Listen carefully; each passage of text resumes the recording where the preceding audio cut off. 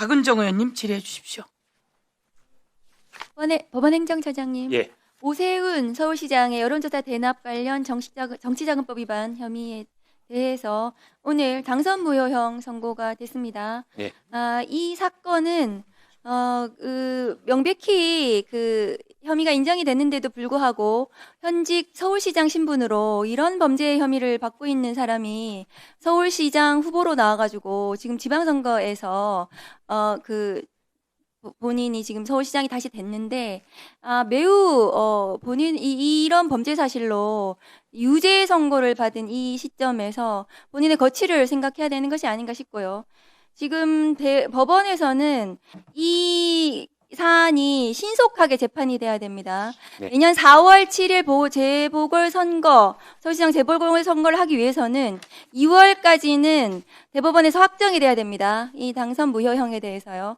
그러면 우리 2024년 5월 1일 이재명 대통령 후보에 대한 공직선거법 위반 사건을 정광석화처럼 처리했던 대법원 아니겠습니까? 지금 행정처장님도 그 사건의 재판에 관여하셨잖아요. 예. 네. 그랬으니까 이 사건도, 오세훈 사건도 대법원까지 신속하게 빨리 처리될 수 있도록 해주시기 바랍니다. 그런데 대법관을 이렇게 제청 안 하고 계시면은 침대 재판을 계속해서 오세훈 이 시장이, 자격도 없는 시장이 계속 이 서울시장으로 계속 있어야 되는 거 아닙니까? 대법관 제청을 빨리 해주십시오. 예, 알겠습니다. 그럼 왜 그거를 지금 최대한 몇 달이 되었는데 제청을 하지 않는 이유가 무엇입니까? 제가 국민을 대리해서 묻습니다. 대법원의 직무유기입니다.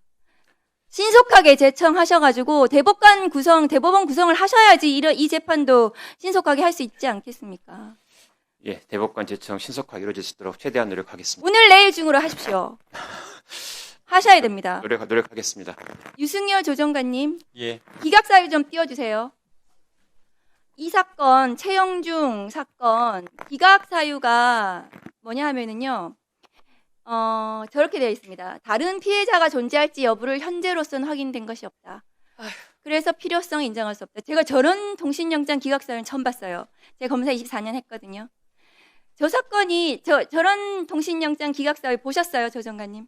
매우 이례적입니다. 매우 이례적입니다. 성착취, 아동 성착취, 13살짜리거든요.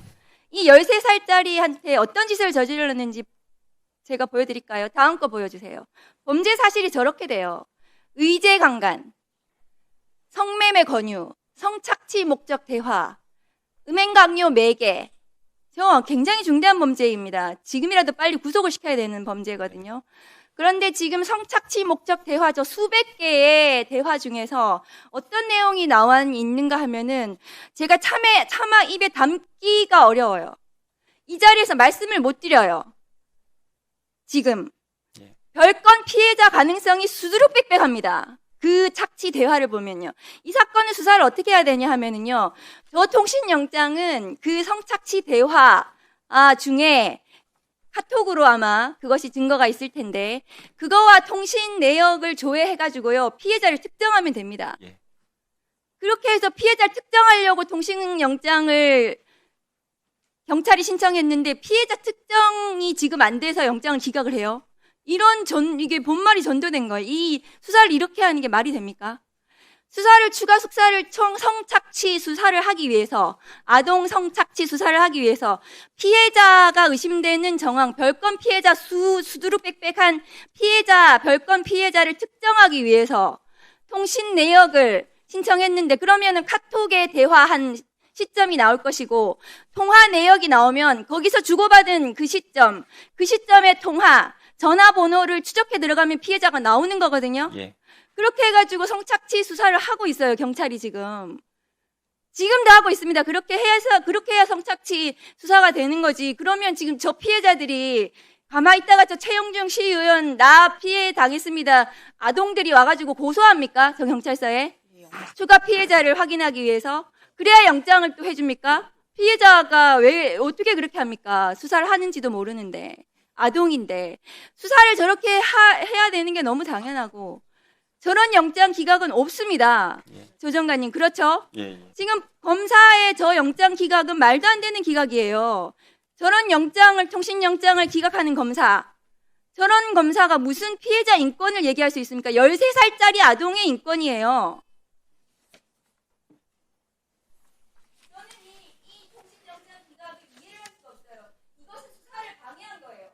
이 성착취 수사, 피해자가 10명이 될지 20명이 될지 수백 명이 될지 알 수 없는 이 성착취 수사에 대해서 특히 아동이 될지 장애인이 될지 어떨지 알 수 없는 이 수사를 경찰이 하겠다는 것을 저 통신영장 기각으로 1분 더 드리세요.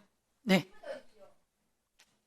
피해자가 저 카톡 대화 속에 나오는 피해자가 10명이 될지 20명이 될지 수백 명이 될지 알 수 없는 이 성착취 수사, 경찰이 하려고 했던 이 수사를 검사가 통신영장을 기각함으로써 피해자 추적이 어려워요. 저것은 피해자가 갑자기 청주 경찰서 와가지고 나 피해 이 성착취 당했다고 신고를 할까요? 저렇게 수사하는 성착취 수사는 그렇게 진행이 되지 않거든요. 그렇지 않습니까, 조 장관님? 맞습니다. 매뉴얼대로 한 겁니다, 경찰은. 예. 그런데 검사가 저걸 영장을 기각했습니다.